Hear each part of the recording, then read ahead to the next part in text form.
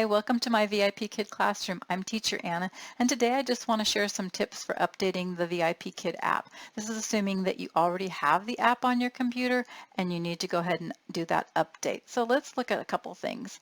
We want to go ahead and look at the tech requirements. Now, the reason this is important is if you have a computer that's not meeting the tech requirements and you go to do that update, you might find that your app is not running as efficiently. And VIPKid has raised those requirements over time. So just kind of double check. It's just something good to know. Now, these are the requirements. I have them listed. These are the current requirements. I have them listed here for you. So you have to have a Windows 7, 8, or 10, Mac OS. Now, I'm not a Mac person, so this is all I know about a Mac OS 10X or higher operating system, greater than or equal to an Intel i5 processor, greater than or equal to 8 gigabytes of RAM, and then your internet connection, that needs to be equal to or greater than 25 millibytes per second. Now, this does change, and so the way that you can find this on the VIPKid website is you can just go to the top here, and you can see under support, click that. And now I've got this kind of minimized just for confidentiality purposes. I don't want to show kids' names and stuff. So anyways, go to the support at the top. At the top, there's some little headings here. You can just go all the way to the right to that the IT issues and guidelines. And then down here on the left, again, IT guidelines and recommendations. And then when you click up on the top there, it will list all of your requirements. And this is really what you want to focus on right here. Okay, and that's the part that changes. Okay, so the next thing you want to do is you want to check your schedule. Okay, so you turned on your computer and you get the notice that says it's time for an update. And you have the option whether to say now or later, right? Well, don't do it. You definitely don't want to do your update 10 minutes before class. And the other thing you want to do is you want to check your computer and see what times you have scheduled for your updates. Because if you have most computers, they'll already be set to update like through the middle of the night, right? Where most people are sleeping. So you really need to watch that. Go into your settings and change the time. Look for your updates and change the time to make sure your updates are being done when your computer, when you're not teaching. Okay, so that's the first thing. But check your schedule. If you are getting ready to go into classes in the next, 10 minutes, half hour, whatever it is, don't do the update right then and there. And then check what your availability is. If you have a day that's got a lot of holes or a day that's got a lot of cancellations, then update when you finish classes. Let's say I finish classes today, and I know tomorrow I've got 3 cancellations. This would be a good time for me to go ahead and do my update, because I don't know what kinds of problems I'm going to have tomorrow, but if I don't have as many kids to worry about or as many classes to worry about, it's going to relieve the stress. Okay, so it's just makes it easier. So check your schedule before you do your update. The next thing you want to do is you want to check your internet speed.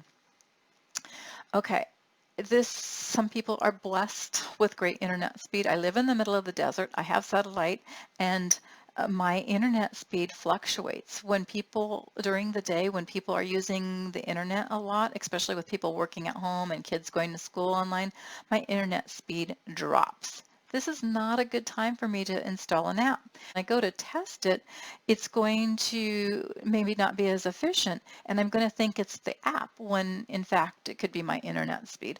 And so I want to, and I'm talking internet speed, not necessarily pings. I have satellite and my pings are off the chart, so I don't really worry about pings. I look at the internet speed, and the way I check my internet speed is I go ahead and I go to Google and I just type in internet speed test. And I know there's a lot of different ways that you can do this, but this one works really well for me. And it varies a little bit from the other ones, but it's close enough so that I know it's going to work. Just type in internet speed test. This is the one that you want to look for, internet speed test here. And then I just hit run. And it's just the information is just so basic. It's just what I need, and so this is it. And I just save it as a favorite, you know, and I can just click on that because I want to check to see what my internet speed is. Remember, the criteria was to have 25 or greater, and so I should be good with installing my app right now if I need to.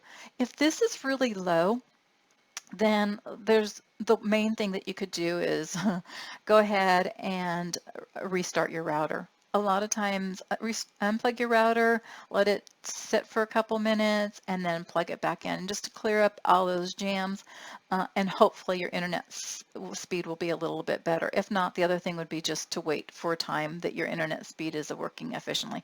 Because again, if you go and you start testing your app and it's not working right, you're going to think it's the app when it could be your internet speed. Okay, so you see here that I'm at 28, and that's all I look at. I just look at the Mbps download. Okay, it's 28.9, I'm good.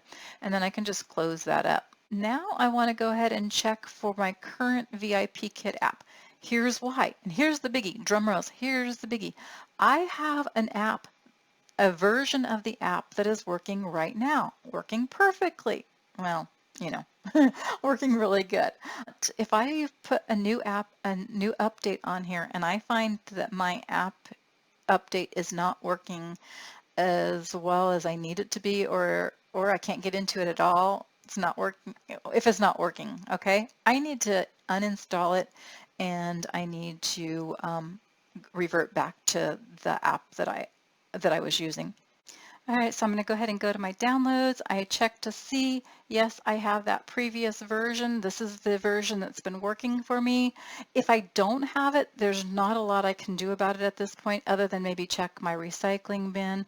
Or the other thing would be kind of wait another week or two until I kind of hear that it's working for people or that people aren't having a lot of problems with it before I try to install it. And we are going to download the update. And the way that we do that, there's actually a couple ways to do it, but mainly I just go back to the teacher portal where this arrow is on top. I can just kind of click on that, or actually I just kind of scroll over it, and then I can see down here I've got the download, so I can go ahead and hit download now.